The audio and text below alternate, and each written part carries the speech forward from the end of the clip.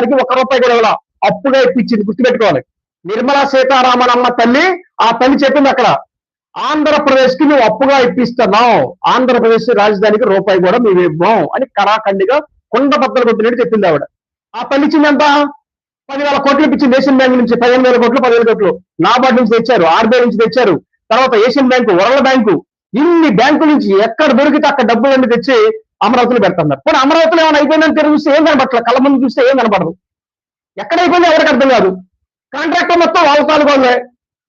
Worker రాని చూస్తుంటే వర్కర్లందరూ కూడా ఎక్కడో ఇతర రాష్ట్రాల నుంచి పనిచేసేవాళ్ళే. మరి అక్కడ ఉన్న వాళ్ళకి ఉపాధి అవకాశాలు. చంద్రబాబు నాయుడు ఎంత విషయంలో అంటే ఒక రైతు భూమి చదువుకోని సంధ్య లేకుండా వాళ్ళు అదే నమ్ముకొని ఒక 4-5 గేదెలు పెట్టుకొని, ఒక 2 ఎకరాలు 3 ఎకరాల పొలం పెట్టుకొని వాళ్ళ ఫ్యామిలీని పోషించుకుంటూ వాళ్ళ జీవన విధానం నడిపితే ఎన్నో తరాల నుంచి నడిపిస్తున్న ఫ్యామిలీ సడన్ గా పొలం వెళ్ళిపోతే ఆ గేదెలకి గడ్డేం పెడితే ఆ గేదెల నుంచి ఏమొస్తుంది, ఎలా మేపగలుగుతాడు, ఎలా బతకగలుగుతాడు?